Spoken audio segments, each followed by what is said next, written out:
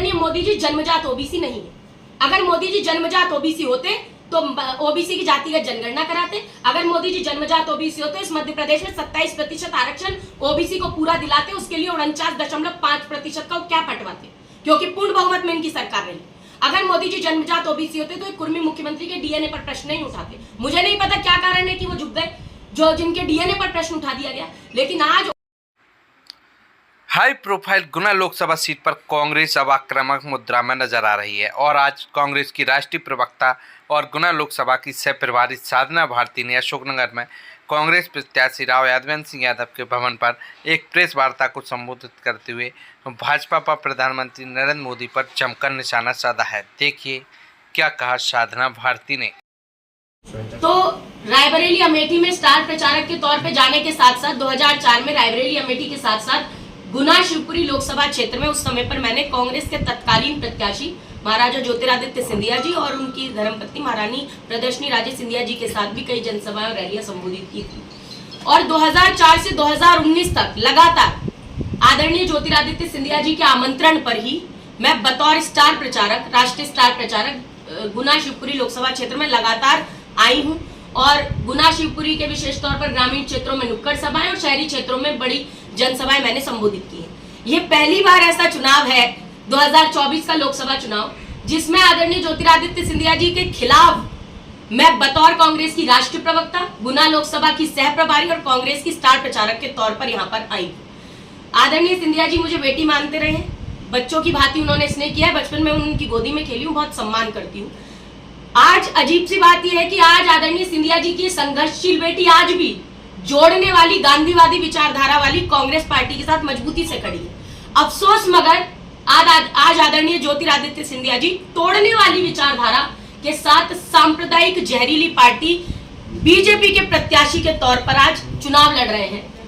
और देखिए, मैंने हमेशा ये कहा है कि बीजेपी वही पार्टी है जो कि अंग्रेजों की फूट डालो शासन करो की कुटिल नीति को अपनाती रहती है और कुटिल नीति को पहले भी अपनाया गया था। आदरणीय सिंधिया जी शायद भूल गए होंगे, लेकिन मैं याद दिलाना चाहती हूँ कि ये वही बीजेपी है जिसने आदरणीय ज्योतिरादित्य सिंधिया जी के विश्वासपात्र और कांग्रेस के कर्मठ कार्यकर्ता रहे केपी यादव जी को 2019 में इसी गुना से आदरणीय सिंधिया जी के समक्ष ही सामने विपक्ष में लोकसभा चुनाव लड़ाया था और केपी यादव जी के द्वारा ही उन्हें लगभग 1,25,500 से अधिक वोटों के भारी अंतर से बीजेपी द्वारा हराया गया था। ये 2019 में ऐसा वर्षों के बाद पहली बार हुआ कि गुना शिवपुरी लोकसभा सीट पर एक सांप्रदायिक जहरीली और गौड़सेवादी विचारधारा की जन्मी भाजपा का कब्जा हुआ। और अब मुझे नहीं समझ में आता, क्योंकि ऐसा कोई सगा नहीं जिसे भाजपा ने ठगा नहीं। आज मुझे लगता है आदरणीय केपी यादव जी को तो चुनावी महाभारत का अभिमन्यु बना डाला है भारतीय जनता पार्टी ने। और आदरणीय सिंधिया जी ये कहते हुए भी नजर आ रहे हैं कि आदरणीय उमा भारती जी उनकी बुआ है। तो देखिए, आदरणीय उमा भारती जी का भी अपमान अगर करने का काम किया तो वो भारतीय जनता पार्टी ने किया।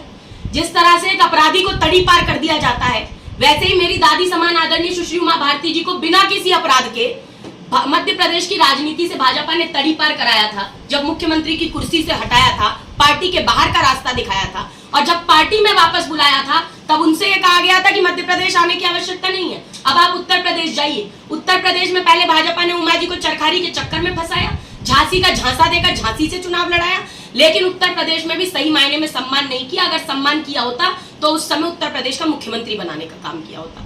उमा जी का अपमान किया, आज इतना अपमान कर दिया कि स्टार प्रचारकों की सूची तक में जब पहली सूची आई थी भाजपा की, उसमें नाम डालने का काम आदरणीय उमा भारती का नहीं किया था भारतीय जनता पार्टी के लोगों ने।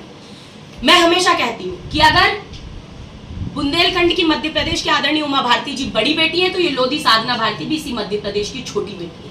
बड़ी बेटी का अपमान एक तरफ भाजपा ने किया, मगर एक छोटी बेटी का सम्मान करते हुए आदरणीय राहुल गांधी जी की कांग्रेस ने, आदरणीय मल्लिकार्जुन खड़गे जी की कांग्रेस ने, आदरणीय यादवेंद्र सिंह यादव जी की कांग्रेस ने, कांग्रेस के करोड़ों कर्मठ कार्यकर्ताओं की इस कांग्रेस ने, धर्मनिरपेक्षतावादी कांग्रेस ने इसी छोटी बेटी को अपनी सबसे कम उम्र की न सिर्फ स्टार प्रचारक बनाया बल्कि राष्ट्रीय प्रवक्ता बनाने का काम कराया। तो मुझे लगता है कि आज वो समय है और ये जनता मान रही है कि अपमान का बदला लेने का समय है और जनता सही मायने में अपमान का बदला लेकर दिखाएगी। मैं तो कहती हूँ उमा भारती जी के अपमान का बदला तो जनता लेगी, लेकिन सिंधिया जी का जो एक अपमान किया था 2019 में, मुझे लगता है जनता उनका बदला भी ले लेगी और यादवेंद्र यादव जी को रिकॉर्ड तोड़ मतों से, भारी मतों से विजय बनाएगी। यहाँ से आदरणीय यादवेंद्र सिंह यादव जी को यहाँ की जनता सांसद बनाकर दिखाएगी।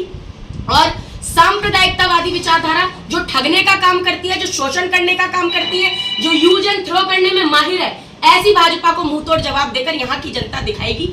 और मैं यही कहना चाहूंगी कि देखिए, यहाँ की जनता ने मन बना लिया है। जितना मैंने मुंगावली में 4 जगहों पर मैंने उस परसों के दिन मैंने दौरा किया और आदरणीय अलका यादवेंद्र सिंह यादव जी उस समय मेरे साथ थी, आनंद यादव जी मेरे साथ थी, और उस समय पर जो हमने सघन एक दौरा भी किया और लोगों से बातचीत की, जन समर्थन, जबकि शादियों का आप जानते हैं बहुत बड़ा माहौल है, इतनी शादियां हैं, तो उसके बावजूद जनता निकल कर आई और जनता ने हमें सुनने का काम किया और ये आश्वासन दिलाया, दोनों हाथ खड़े करके एक संकल्प दिलाया कि इस बार महंगाई की मोदी मार देने वाली, भाई को भाई से लड़ाने वाली, फूट डालो शासन करो की नीति अपनाने वाली, किसानों को कर्ज के तले दबाने वाली, महिलाओं के बलात्कारियों को संस्कारी बताकर महिलाओं का अपमान कराने वाली भाजपा को मुंहतोड़ जवाब यहाँ की जनता देने का काम करेगी। और किसानों का कर्जा माफ करने वाली, महिलाओं को नगर निगम, निकाय और पंचायतों में 50% तक का आरक्षण देने वाली, जातिगत जनगणना का वादा करने वाली, और हमने तो जातिगत जनगणना कराई भी थी, ऐसी पार्टी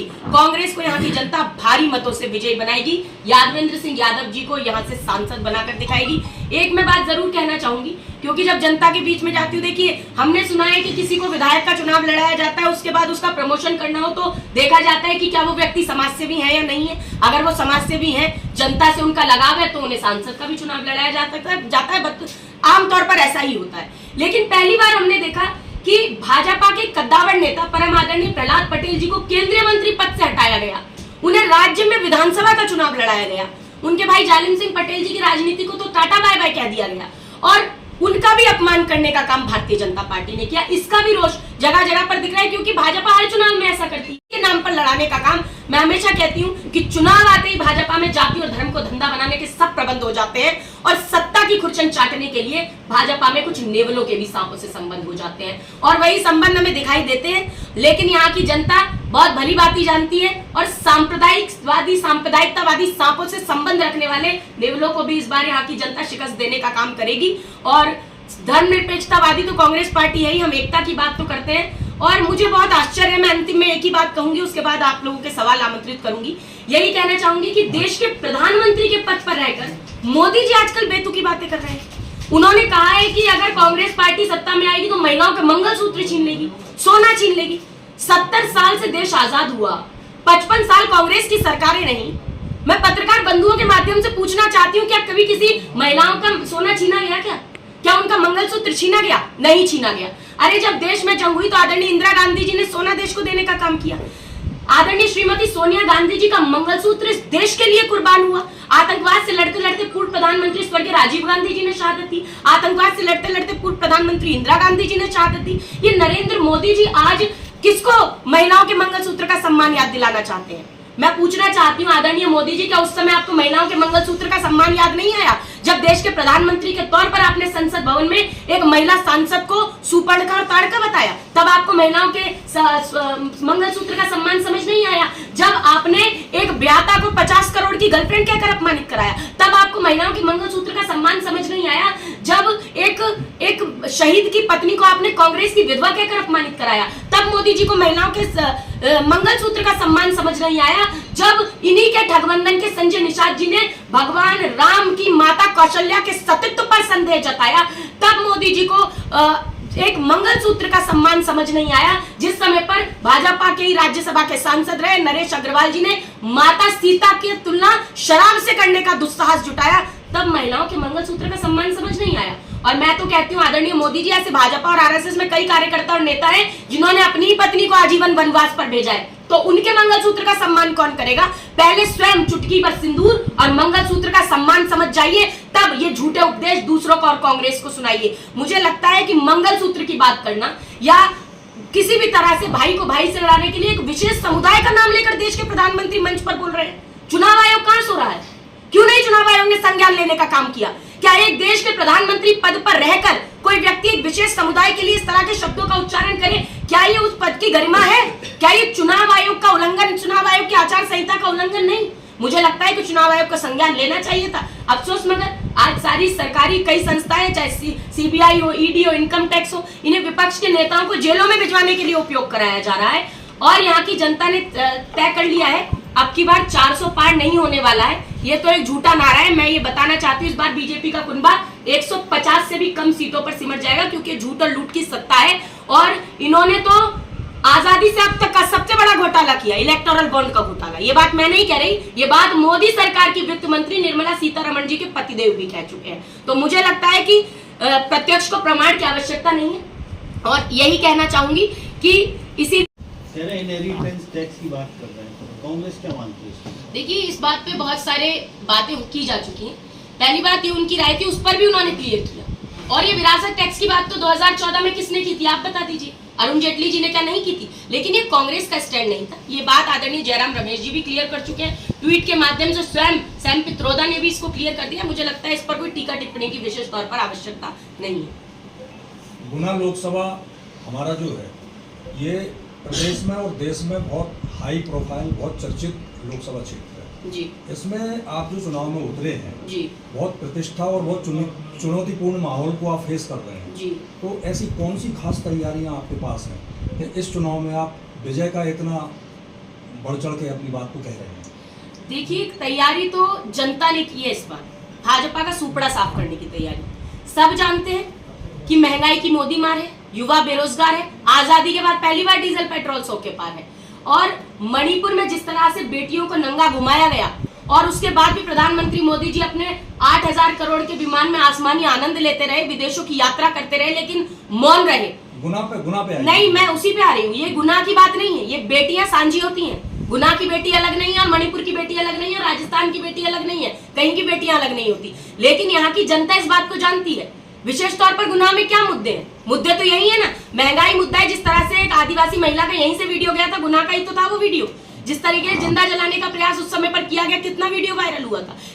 इसी मध्य प्रदेश में जहाँ आदिवासी के सर पर पेशाब किया गया, ये वही मध्य प्रदेश है जहाँ 27% आरक्षण ओबीसी को नहीं दिया जाता। तो यहाँ की लड़ाई जो विशेष तौर पर है, मुझे लगता है ओबीसी का भी अपमान भाजपा ने करने का काम किया। जहां पर जातिगत जनगणना की बात तो ये कह देते हैं, लेकिन 2019 में हलफनामा दे देते हैं कि जातिगत जनगणना नहीं करा सकते। अच्छा, मोदी जी स्वयं को ओबीसी बताने लग जाते हैं। तो गुनाह का जनमानस ये जान गया है कि ओबीसी के नाम पर गुनाह की जनता को भी 2019 में केवल और केवल एक तरीके का षड्यंत्र रचने का काम किया गया। अगर ओबीसी का सम्मान किया जाता तो आज जो पिक्चर आपके सामने है वो नहीं होती। कहाँ है केपी यादव जी? उनको तो एक तरह से चुनावी महाभारत का अभिमन्यु बनाकर रख दिया गया है। और मैं ये बात बहुत स्पष्ट तौर पर कहूंगी, क्योंकि मैं भी भारतीय ओबीसी महासभा की मुख्य संयोजक भी हूँ। मैं बहुत स्पष्ट तौर पर कहूंगी कि आदरणीय मोदी जी जन्मजात ओबीसी नहीं है। अगर मोदी जी जन्मजात ओबीसी होते तो ओबीसी की जातिगत जनगणना कराते। अगर मोदी जी जन्मजात ओबीसी होते, इस मध्य प्रदेश में 27% आरक्षण ओबीसी को पूरा दिलाते। उसके लिए 49.5% का क्या पटवाते, क्योंकि पूर्ण बहुमत में इनकी सरकार रही। अगर मोदी जी जन्मजात ओबीसी होते तो एक कुर्मी मुख्यमंत्री के डीएनए पर प्रश्न नहीं उठाते। मुझे नहीं पता क्या कारण है कि वो झुक गए, जो जिनके डीएनए पर प्रश्न उठा दिया गया। लेकिन आज ओबीसी एकजुट होकर यहाँ लड़ने के लिए तैयार है। और ये लड़ाई ओबीसी के भी सम्मान की है, किसानों के सम्मान की, महिलाओं के सम्मान की है। और गुनाह का चुनाव हाई प्रोफाइल जरूर हो सकता है, लेकिन हमारे जो प्रत्याशी हैं वो एक किसान परिवार से संबंधित है। वो प्रत्याशी जनता के बीच में जाने वाले प्रत्याशी हैं। आज जन और जनमानस जहां जहां मैं जा रही हूँ, उनका ये रुझान इनके पक्ष में है। तो मुझे लगता है कि ये जो चुनाव है इसमें कांग्रेस की विजय होगी और हम लोग इन्हीं अपने मुद्दों के साथ जा रहे हैं।